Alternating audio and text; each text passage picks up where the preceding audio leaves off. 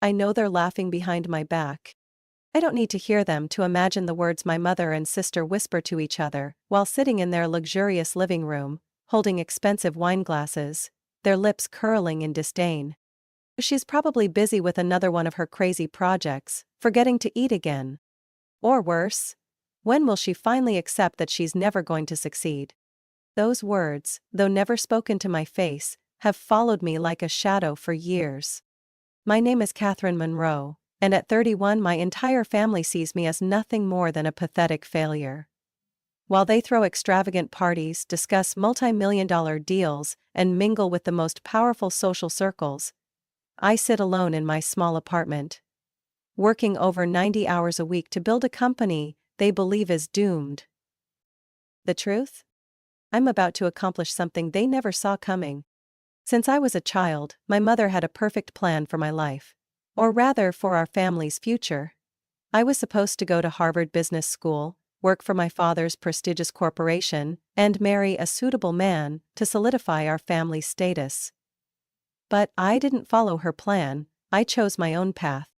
Instead of stepping into a sleek office with a six-figure salary right after graduation, I dived into fintech, a field where people warned only geniuses or fools survived. With a small team of developers, I built an AI-driven platform capable of analyzing and predicting financial market trends with unprecedented accuracy. A bold, risky project. And the only thing I ever truly believed in. But to my family, all they saw was a stubborn girl wasting her youth in a rundown apartment, without a single dollar to spare. Sophia, my younger sister, was the golden child my mother took pride in. At 27, Sophia had everything my mother dreamed of. A degree from Wharton, a high-ranking position as CFO at the family company, and an engagement to Andrew Carter, the only son of one of New York's top real estate moguls. Their wedding would be the event of the season, bringing together the wealthiest and most influential people in the city. And me? I was just the eccentric older sister they reluctantly sent an invitation to for the sake of appearances. Every time we met, Sophia never missed an opportunity to drive a dagger into my pride. "You missed another family gathering?" she once remarked, giving me a slow, judgmental once-over. "Or are you still locking yourself away in that tiny box of yours, clinging to a hopeless dream?" She thought I was avoiding them on purpose. The truth was, I had no need to be present at dinners where I was treated like an outsider.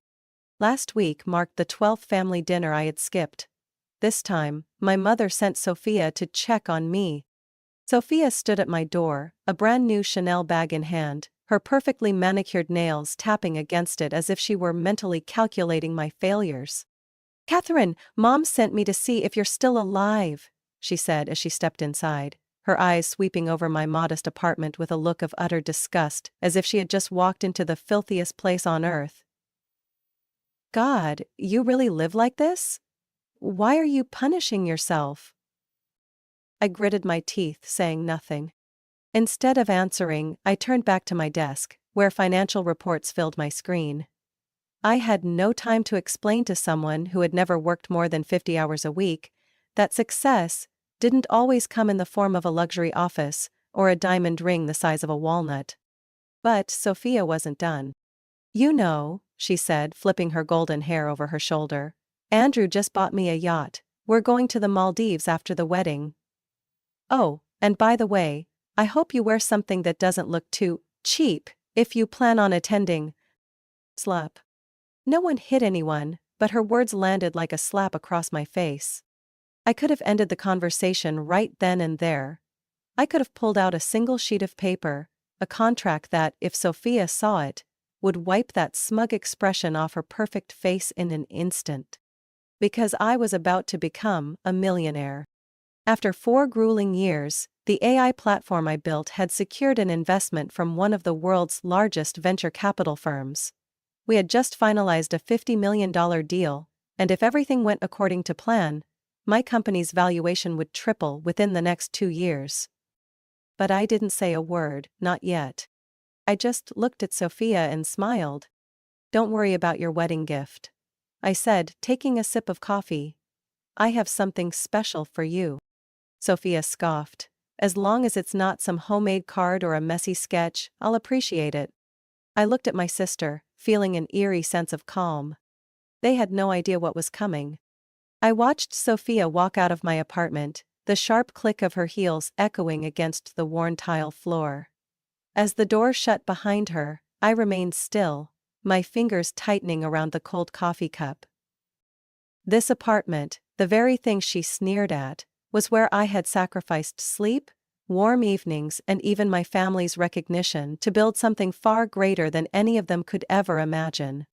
I took a deep breath and turned back to my computer screen. The contract was waiting for my confirmation. This moment should have felt like a glorious victory. A $50 million deal, negotiated in secret for the past 3 months. A major financial firm had decided to acquire my AI platform, a technology they believed would revolutionize the market. I had done what no one in my family thought possible. From a so-called failure, I had become a millionaire overnight. But I didn't feel satisfied, not completely. I picked up my phone and scrolled through the unread message from my mother. Mom, Catherine, just remember not to do anything attention-seeking at Sophia's wedding. This is the most important day of her life. I don't want anyone talking about your differences. Differences? I let out a quiet laugh. All my life, I had been the stain on my family's perfect picture. An embarrassment my mother had to conceal. I shut off my phone and returned to the contract. With one click, everything I had worked for would become reality. Oh, but not yet, the timing wasn't right. The next day, Sophia texted me again. Sophia, Mom said you're coming to the wedding. Don't wear anything cheap, and for God's sake, don't show up late like some careless fool. We have important guests. Sophia. And don't do anything stupid. Everyone knows you don't fit into this world. The last sentence made me pause. Don't fit into this world? I used to think that too, that I didn't belong at the lavish parties, the gatherings where people measured each other's worth by designer labels, and the size of their diamond rings. But the truth was, it wasn't that I didn't belong in their world. It was that they could never comprehend the world I was building. I glanced at my desk, where a thick folder rested beside my laptop. Inside were the documents that Sophia, my mother, and my father had never seen. The proof of the deal in motion. The numbers that showed I had accomplished what they deemed impossible. I could send it to Sophia right now. Let her see that the failure she had always looked down on had soared far beyond her reach. But no. I would wait. I wanted Sophia to witness the moment her world cracked. The moment she realized that everything she believed about me, about success, about herself, was wrong. I picked up my phone and typed a quick message. Me. Don't worry, Sophia, I have something special for you. I set my phone down, feeling an odd sense of peace wash over me. They had no idea what was coming. I stood before the mirror, my fingers brushing over the smooth fabric of my form-fitting Versace dress. Every line, every detail exuded confidence and power. For the first time in years, I wasn't wearing faded jeans or an oversized hoodie. I was no longer Catherine Monroe, the family's so-called failure. Tonight, I would walk into their world, but not as someone to be dismissed. The envelope sat inside my clutch. It wasn't heavy, yet the weight of what it contained was greater than anything I had ever carried. Proof of the $50 million deal. The result of years of relentless work, unnoticed by them. Tonight, they would see the truth. Sophia's wedding was an extravagant spectacle. White silk tablecloths draped across banquet tables, crystal glasses filled with champagne, chandeliers casting shimmering reflections on the priceless jewels worn by the guests. Everything was flawless, just the way Sophia liked to control her life. I stepped into the banquet hall, feeling every gaze sweep over me. Some eyes held surprise, others curiosity. No one saw Catherine in an old sweater and ripped jeans anymore. Then, I met my mother's eyes. She froze, her lips parting slightly as if she couldn't believe what she was seeing. Her gaze flickered over my dress, my heels, then settled on my face. Confident, devoid of any trace of the daughter she had once dismissed. Sophia sat at the head table, surrounded by her closest friends and her new husband, Andrew Carter. She saw me too, and as if by instinct, the smile on her lips froze. I walked toward the tables, picking up a champagne glass from a passing waiter, moving slowly, deliberately. Then, Sophia spoke. "Catherine?" She narrowed her eyes, her voice laced with mockery and mild irritation. "You actually came, and wow. You're wearing designer? I didn't expect that." A few guests chuckled softly. I simply smiled, saying nothing. My mother cut in, her voice sharp. "Catherine, don't ruin Sophia's special day." I lifted my champagne glass, swirling it lightly before replying calmly. "Of course not, Mother, my sister is getting married, how could I not bring a gift?" Then, I placed the envelope on the table and slid it toward Sophia. "Congratulations, Sophia. This is my wedding gift to you." All eyes shifted to the plain white envelope. Sophia scoffed, picking it up with that familiar air of condescension. "Oh, don't tell me it's another one of your handmade cards. I still remember that weird painting you gave me years ago. I had to hide it so no one would see." Her friends burst into laughter. I remained silent, waiting. Sophia tore open the envelope, pulling out the stack of documents inside. Her eyes skimmed the first few lines, and her smirk began to fade. Confusion crept onto her face. Then, she reached the number, $50 million USD, and her hands started to tremble.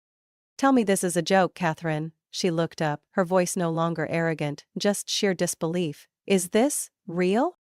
I tilted my head slightly, my expression calm. "100% real, Sophia." My mother snatched the papers from Sophia's hands, her eyes scanning the words rapidly, before her face drained of color. "Selling the company? $50 million.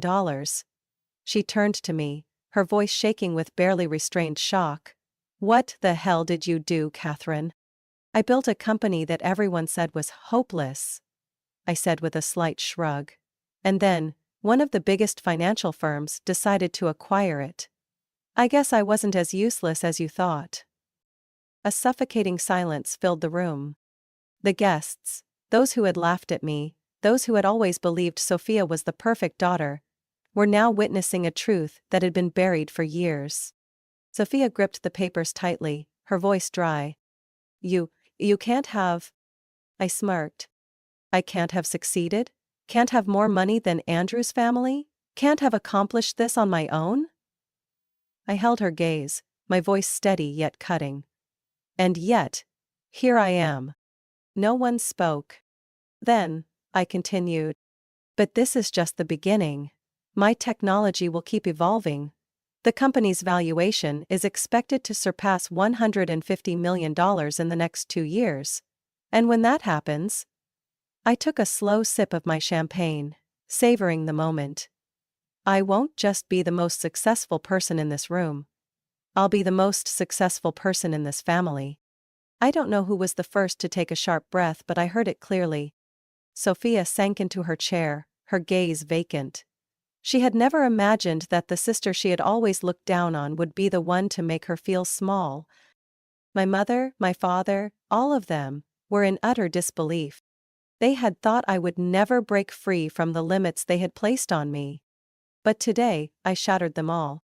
After the wedding, everything changed.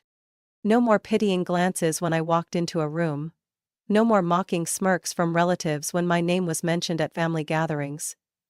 The name Catherine Monroe was no longer tied to failure. Instead, it came with curiosity. Respectful handshakes, and sweet yet calculated congratulations. My company, the one my family once dismissed as a joke, was now at the center of the financial world.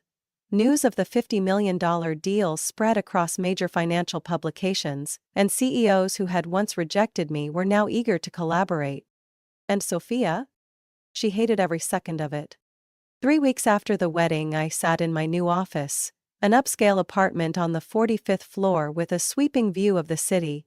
Sunlight streamed through the glass walls, reflecting off my laptop screen, where financial data fluctuated in real time. My phone lit up with a new notification. "Breaking news. Carter Group faces financial crisis. Possible bankruptcy." I leaned back in my chair, exhaling slowly. Just as expected. I had seen this coming, long before Sophia walked down the aisle in her pristine white gown.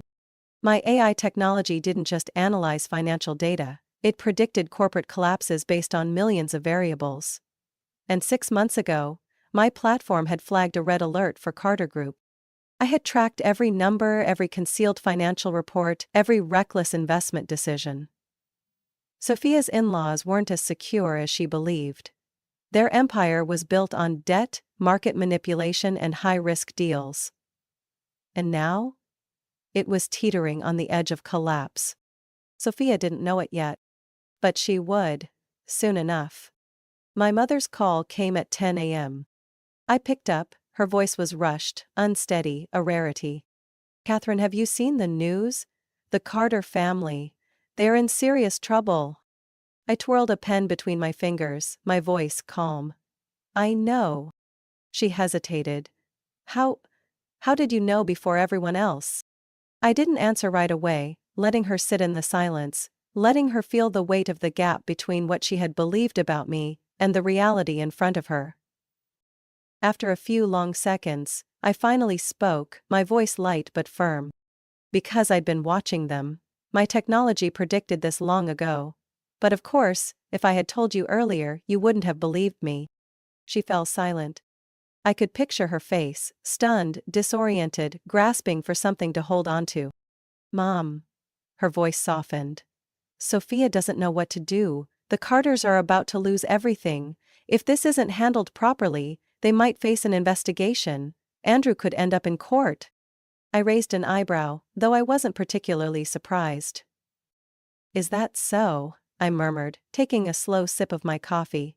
"Looks like Sophia's perfect dream is starting to crumble." That afternoon, Sophia called me.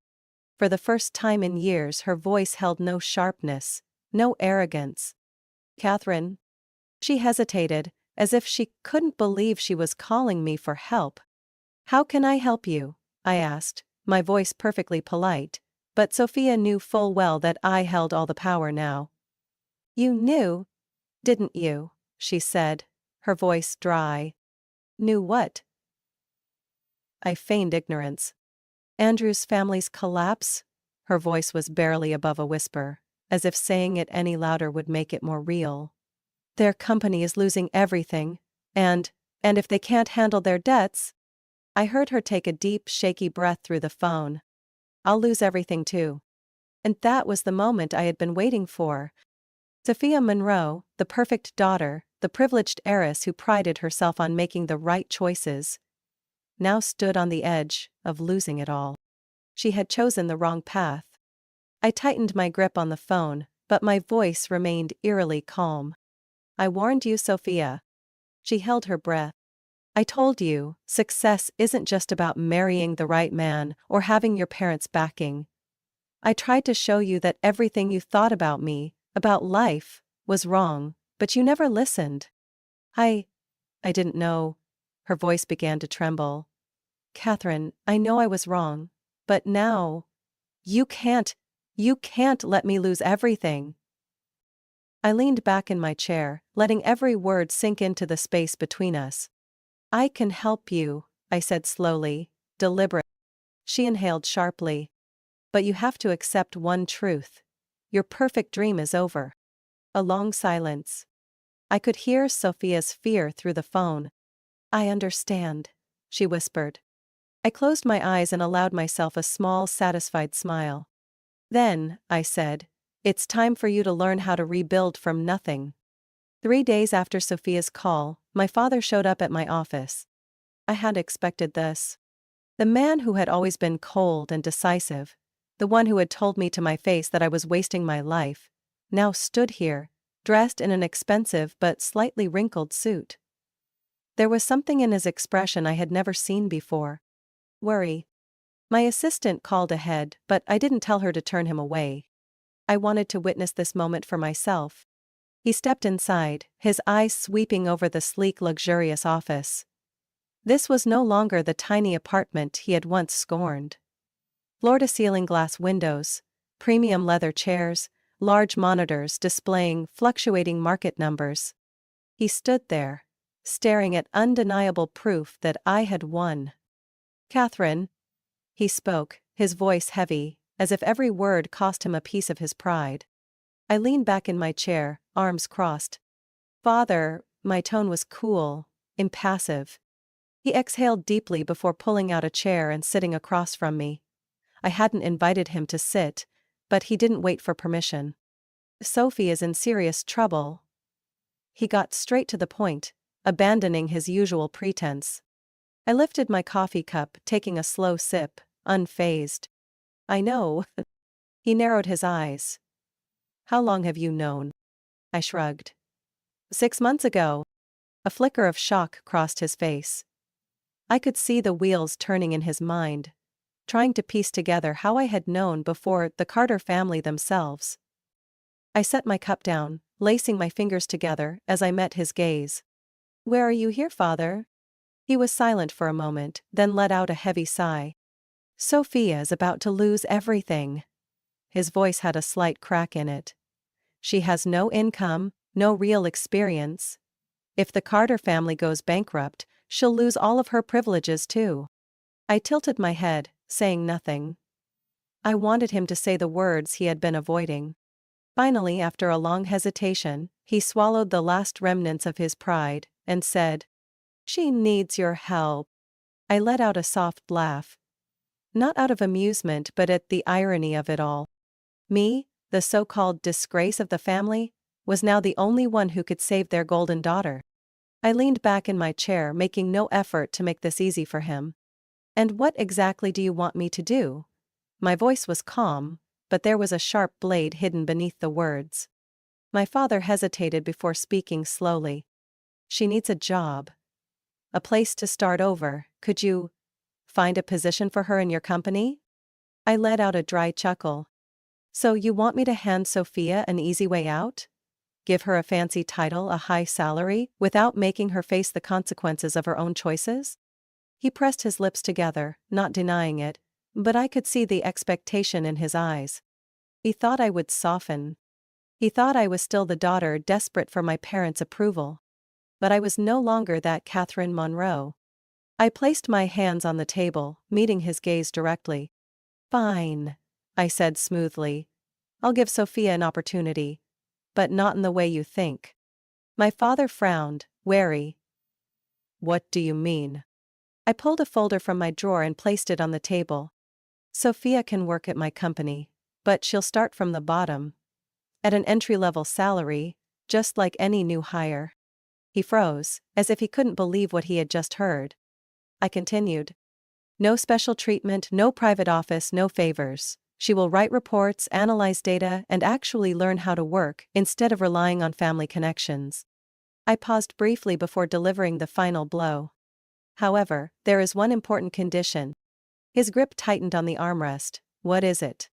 I met his gaze, my words cutting like a knife. "Sophia must publicly admit that she was wrong." His eyes narrowed, not immediately grasping my meaning. I leaned forward slightly. "She has to stand in front of the whole family, in front of everyone who's ever heard her belittle me, and acknowledge that she misjudged me, this company, and what true success actually means." My father fell silent. I could see the internal battle raging within him. He wanted to help Sophia, but my condition meant forcing her to swallow the pride that my mother had nurtured in her for years. "And if she refuses?" he asked, his voice lower now. I shrugged. "Then she can figure out how to survive, just like I did." The air in the room thickened. At last my father stood up, studying me for a long moment. And in his eyes, I saw something unfamiliar. Recognition. "You really have changed," he said, his voice rough. I smiled, but there was no emotion behind it. "No, Father, I've always been this way, you just never saw it." He didn't argue. After a brief hesitation, he picked up the folder from the table and walked out of the room. I watched his retreating figure, completely unfazed. Now, the choice was Sophia's. She could either swallow her pride and learn how to truly work, or watch her perfect dream collapse entirely. 3 days after my father left my office, Sophia showed up. I had expected her to come, but I hadn't expected her to look like this. Sophia Monroe, the woman who always arrived in designer dresses with perfectly sleek hair and flawless makeup, now looked as if she had stepped out of a nightmare. The dark circles under her eyes were deep, her lips pale, and her expensive coat had creases. Something that would have been unthinkable for the old Sophia. She stood at my office door, with no arrogance, no condescending smirk. I didn't tell my assistant to turn her away. I wanted to witness this moment myself. Looking up from my computer screen, I slowly took in my sister's appearance. "I take it you've made your decision," I said calmly. Sophia swallowed hard before stepping inside and closing the door behind her. She stood there for a few seconds hesitating, before finally speaking. "I'll work here." Her voice was so quiet that if I hadn't been paying attention I might not have heard it.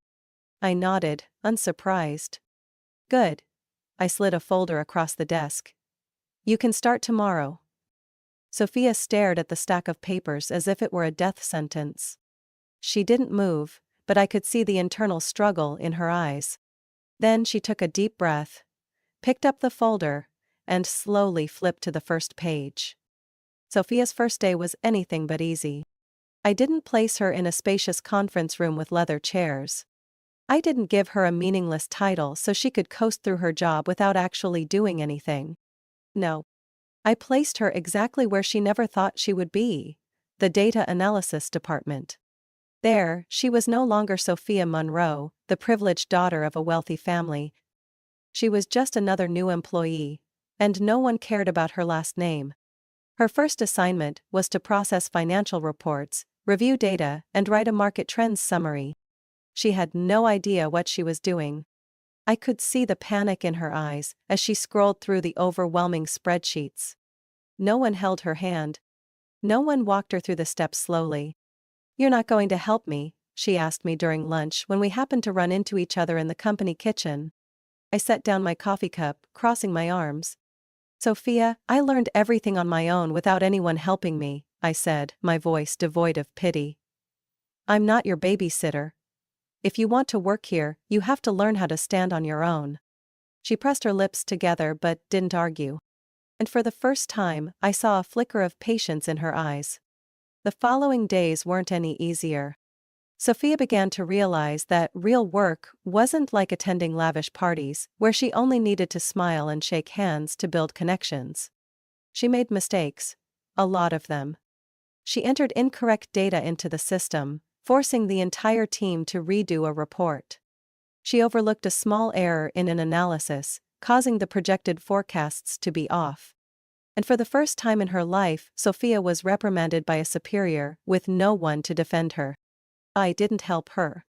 I wanted her to feel exactly what I had once felt: the confusion, the helplessness, and the sinking realization that she had no power to rely on. But what surprised me was that Sophia didn't quit. 2 weeks passed, and I began to see the change. Sophia no longer arrived late. She no longer stared blankly at the screen, but instead focused, trying to understand each number, each financial model. She no longer complained when there was too much data to process. And then, one morning, I received an email from the head of the data analysis team. To Catherine. Sophia just completed her latest market trend analysis. I have to admit, she did better than I expected. This report is 5% more accurate than the previous ones. Just wanted to let you know, she's really trying. I stared at the email for a long moment. Then, I let out a small amused smile. Maybe, just maybe, Sophia was actually learning something. The next day I met her in the conference room. "Good job," I said, placing her report on the table. "I read it. You've improved." Sophia looked at me, a flicker of surprise in her eyes. "Thank you," she said softly. For the first time without a trace of arrogance in her voice. I studied my sister for a few seconds before saying, "But you still have a lot to learn." Sophia nodded, no argument, no defiance. Just acceptance. And for the first time in my life, I truly believed that Sophia could change. A year passed. My company was no longer just a young startup. Its market value had reached $150 million, and our AI platform had been integrated into some of the largest financial corporations in the US. The CEOs who once ignored me now personally invited me to major conferences, and the media hailed me as a pioneer in fintech. But what surprised me the most wasn't the company's success. It was Sophia. She was no longer the woman I once knew. No more designer dresses at work, no more condescending looks or mocking tones. Instead, Sophia had become one of the most dedicated employees I had ever seen. She no longer avoided difficult tasks, nor did she expect anyone to help her. When I assigned her a new market data analysis project, she spent weeks meticulously combing through the numbers, even staying late at the office without complaint. When her first major report was praised by the board, she didn't look at me expecting recognition. She simply nodded, knowing she had earned it through her own effort. The day Sophia was promoted to a mid-level management position, she walked into my office with a cup of coffee in hand.